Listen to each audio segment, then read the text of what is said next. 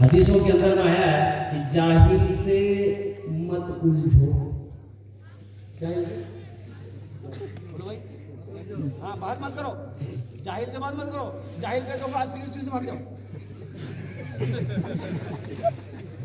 अब देखिए, जाहिल जो है अब उसको कितनों समझाइएगा ना, नहीं समझेगा। समझेगा? एक भाई अपने भाई की 4 बीघा जमीन बेईमानी कर लिया, छोटा भाई बड़े भाई की, बड़ा भाई छोटा भाई की 4 बीघा जमीन बेईमानी कर लिया। बेईमानी कर लिया, भाई परेशान हो, छोटा भाई कमजोर आदमी था, वो बोले भैया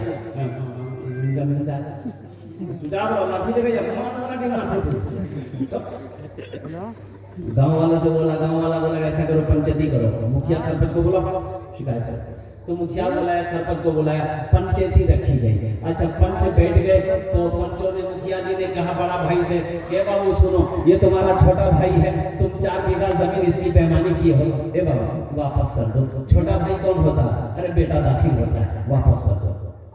सरपंच साहब बोला वापस कर दो। पूरे बस्ती वाला बोला नहीं नहीं बात सही जी, वापस कर दो, बेचारा गरीब आदमी जी, बोरो भेजा, 4 बीघा जमीन काहे बेईमानी करोगे, वापस कर दो। सबकी बात को बड़ा भाई सुना, फिर खड़ा बोला, देखो मुखिया साहब, हमें तोरो बात माने सुन, सरपंच साहब तोरो बात माने सुन, बस्ती वाला हमें तोरो बात माने सुन, लेकिन हमें जमीन नहीं दे।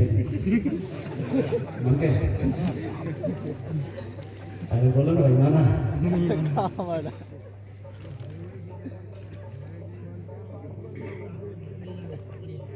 तो बस्ती वालों ने कहा छोटे भाई को सब्र कर लो, ये जमीन नहीं देगा, अल्लाह इसका इंसाफ करेगा। कुछ महीनों के बाद बड़ा भाई हज की तैयारी कर ली, हज में जाएंगे, हज में जाएंगे, पूरी मुकम्मल तैयारी कर लिया। जिस दिन हज में निकलना है तो उस इलाके के जो आलिम साहब थे उनसे मिलने चला गया कि हजरत से मुसाफा कर लेंगे और दुआ की दरखास्त करेंगे ताकि मेरा सफर आसान हो जाए। तो हजरत के पास गया, बोला हजरत सलाम अलैकुम। अच्छा, हजरत बाकी थे, पक्का 1 नंबर बेईमान थे। तो हजरत पूछे कहाँ जा रहे हैं? बोला अल्लाह तेरा मालूम नहीं जाना, हम हज कर ली। तो हजरत ने कहा कि पीछे का सारा मामला ठीक ठाक है? बोला अल्लाह हम तो फाइनल है। अच्छा, तो भाई का 4 बीघा जमीन बेईमानी की हो? बोला हजरत उसी को माफ कराने के लिए तो हम जा रहे हैं। तो हजरत ने कहा कि नौजवान नादान, तू एक हज की बात करता है, एक हज की बात करता है, 100 हज भी कर लेगा, अल्लाह तेरे हज को कबूल नहीं करेगा उस वक्त तक जब तक बेईमानी की भी जमीन अपने भाई को वापस नहीं कर देगा। इसलिए नौजवानों तालीम हासिल करो। अभी देखिएगा अल्हम्दुलिल्लाह सुम्मा अल्हम्दुलिल्लाह, 2022 की रिपोर्ट में बता रहा हूँ, नौजवानों कॉलेज यूनिवर्सिटी स्कूल के नौजवान बच्चे हमारे यहाँ पर बैठे हुए हैं। अल्हम्दुलिल्लाह सुम्मा अल्हम्दुलिल्लाह, नीट का एग्जाम हुआ, MBBS डॉक्टर का एग्जाम हुआ, पूरे हिंदुस्तान के अंदर में ये 1800 बच्चे नीट का एग्जाम मदरसे का बैठा, 1800 बच्चे, और वो तमाम के तमाम बच्चे हाफिज कुरान थे। हाफिज कुरान थे 1800 बच्चे। और कुर्बान जाओ, आप जानते हैं वो दुनिया वाला मजाक उड़ा रहा था, अरे मदरसा में तू पढ़ा है, कहाँ मदरसा की तालीम और कहाँ ये अंग्रेजी तालीम। नीट का एग्जाम है, कोई खेल नहीं है, अरे कामयाब नहीं हो पाओगे, एग्जाम नहीं दे पाओगे। इन मदरसों के बच्चे जो हाफिज कुरान थे, 1800 बच्चे एग्जाम में बैठे, अल्हम्दुलिल्लाह 1800 के 1800 बच्चे नीट का एग्जाम में पास किया, सब बच्चे डॉक्टर बने, MBBS डॉक्टर, झोला छाप डॉक्टर नहीं, MBBS डॉक्टर बना, 1800 मदरसे के बच्चे। इसलिए नौजवानों तालीम को सबसे पहले फोकस करो, एजुकेशन को फोकस करो। अल्लाह के रसूल सल्लल्लाहु अलैहि वसल्लम ने 1450 साल पहले इरशाद फरमाया, तलबुल इल्मी फरीदतुन अला कुल्ली मुस्लिमतिन मुस्लिमा, इल्म का तलब करना हर एक मुसलमान औरत और मर्द दोनों पर फर्ज है। नमाज पढ़ना फर्ज है, बोलो भाई नमाज पढ़ना फर्ज है। रमजान का महीना का रोजा रखना फर्ज है भाई, रमजान का महीना का रोजा रखना फर्ज है। रमजान का महीना आ भी रहा है, शाबान की चांद नजर नहीं आया है, इंशाल्लाह शाबान का चांद आज नजर आ जाए, आज नजर आ जाएगा, ताकि तारीख बदल गई है ना, शाबान के चांद नजर आ जाएगा। शाबान के बाद अरे बोलो नहीं अब शाबान के बाद रमजान की तैयारी हो रही है, हाँ?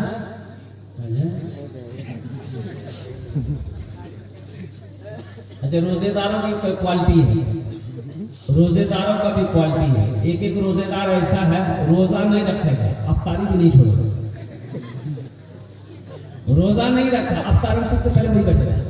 अरे कचरी में मिलने का रुए अफजा का शरबत बना। अच्छा, बहुत जल्दी रहती है उसको। अच्छा, शहरी में 12 बजे रात से सबको जगाना शुरू कर देगा। अच्छा, शहरी भी नहीं छोड़ता। अच्छा, एक रोजेदार वो है जो पहला रोजा रखेगा, पहला का आप बीच में सब रोजा छोड़ देगा और लास्ट वाला रोजा रखेगा। एक आदमी को पकड़े हम, गिरे पहला रखा, बीच में सब छोड़ दिया और लास्ट वाला 30वां रोजा रख रहा है, सब बीच में वाला कौन रखेगा? बोला हजरत समझ रहे हैं, हमें पहला रख ली, बीच में छोड़ दी, लास्ट रख ली, रोजा में घेरी दी।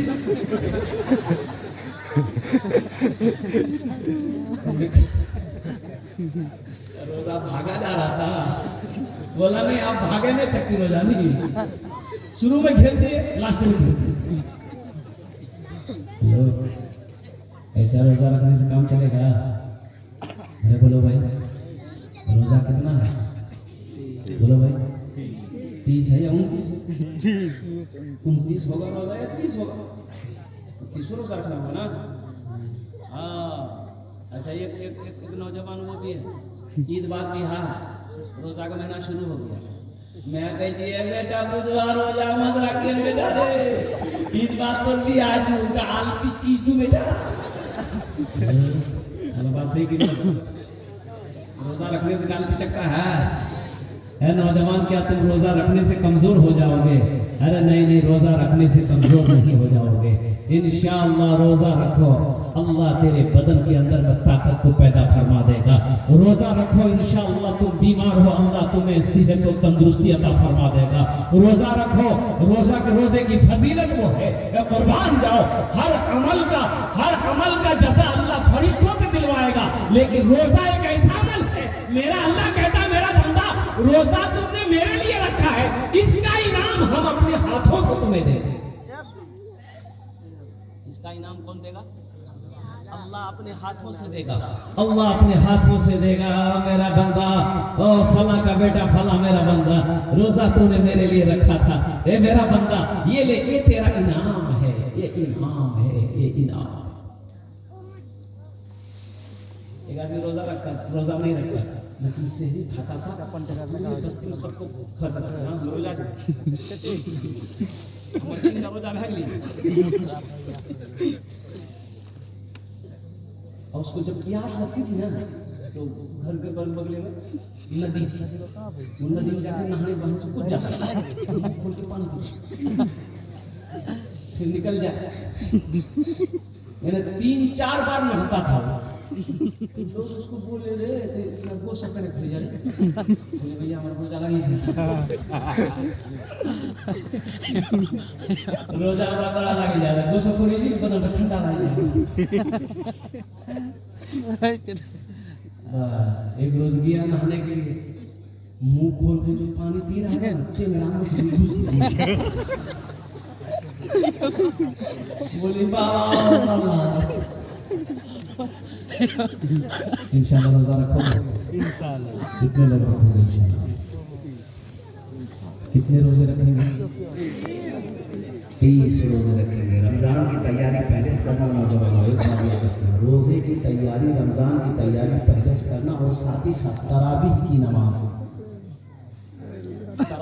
नमाज का एहतमाम करना। अल्हम्दुलिल्लाह सुम्मा अल्हम्दुलिल्लाह।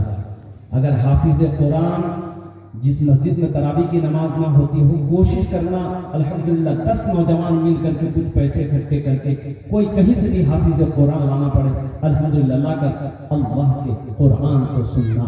तुम्हें पता नहीं नौजवानों, और कुर्बान जाओ, अभी फिलिस्तीन इसराइल में जंगे हो रही है, पता है ना? पता है कि नहीं?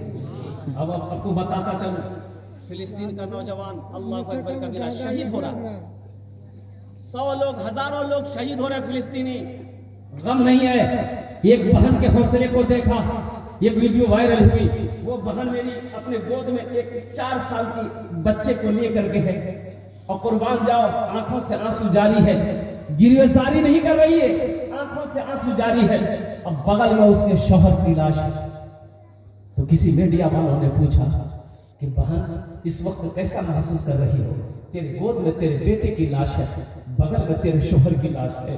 तो वो बहन कहती है ये अल्लाह का शुक्र है, मैं अल्लाह की रजा पे राजी हूं, मैं अल्लाह की रजा पे राजी हूं। अल्लाह अगर इसी में खुश है तो मैं उसकी बंदी, मैं भी खुश हूं। वहां के नौजवानों से मीडिया वालों ने पूछा आपकी उम्र कितनी हुई? वो नौजवान बोला मेरी उम्र 35 इयर्स है, 35 साल उम्र है। तो क्या आपकी शादी हुई? तो नौजवान ने कहा कि नहीं, हम लोगों ने अहद किया है, कसम खाई है कि उस वक्त तक हम निकाह नहीं करेंगे जब तक मस्जिद अक़सा को आजाद नहीं कर देंगे। हम नौजवानों ने कसमें खाई है, फिलिस्तीन का बच्चा कसम खाया है, हम उस वक्त तक निकाह नहीं करेंगे जब तक मस्जिद अक़सा को आजाद नहीं करा लेंगे। और हमारा नौजवानों का आलम यह है, मोबाइल में फोटो लेके घूम रहा है लड़की का। एक लड़का के पास में 3 लड़की फोटो। बोलो बात सही की गलत है? बोलो बात सही। जोहर बाद इसको है, असर बाद हाँ बाय बाय। अरे शाहबाद ओकरा खुद की आई लव यू। बोलो वो कौन तरक्की करेगी? अरे वो कौन तरक्की करेगी? नौजवानों तुम कहाँ चले गए, कहाँ खो गए? दीन से इतनी दूरी क्यों हो गई? तुम कामयाब हो जाओगे, कुरान को छोड़कर कामयाबी मिलेगी, नमाज को छोड़कर कामयाबी मिलेगी। ओ कुर्बान जाओ नौजवानों। हम कहते हैं कि ये ताक झांक छोड़ो, ताक झांक, बोलो भाई ताक झांक छोड़ो, अपनी निगाहों को नीची करो।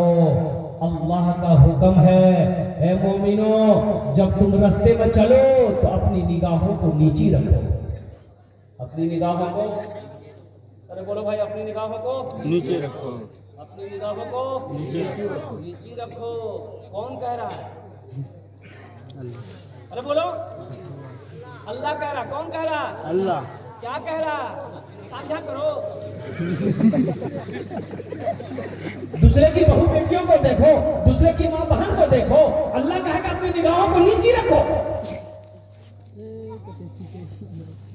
तो बताओ अल्लाह की नाफरमानी करोगे तो अल्लाह की पकड़ होगी कि नहीं होगी? अरे बोलो भाई अल्लाह की पकड़ होगी कि नहीं होगी? हम कहते हैं ताक झांक करने की क्या जरूरत है?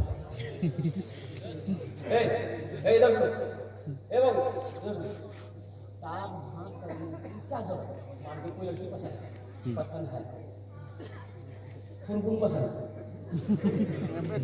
निकाह करो। क्या करो? क्या करो? क्या करो? पसंद है निकाह करो। दूसरी पसंद है उससे भी निकाह करो। अरे बोलो भाई, तीसरी पसंद उससे भी निकाह करो, चौथी पसंद है उससे भी निकाह करो। इसके बाद भी अगर तो पसंद नहीं खत्म हो जाए तो मतलब तो पसंद नहीं जो तो खुजली भी मारी है। अल्लाह ने कहा ना माता बलकुम मिनन निसाई मसना व सुलासा व रुबा। अल्लाह कहता है कि एक पसंद है कर लो, दूसरी पसंद है कर लो, तीसरी पसंद है कर लो, चौथी पसंद है कर लो, लेकिन सुनो करो, लेकिन सुनो आगे अल्लाह कहता है अगर तुम इन चार बीवी कर लिए हो, चारों के दरमियान में इंसाफ करने की ताकत है तब। अगर इंसाफ नहीं कर सकते हो, अदल नहीं कर सकते हो, तो तुम्हारे लिए एक ही काफी है, तुम्हारे लिए।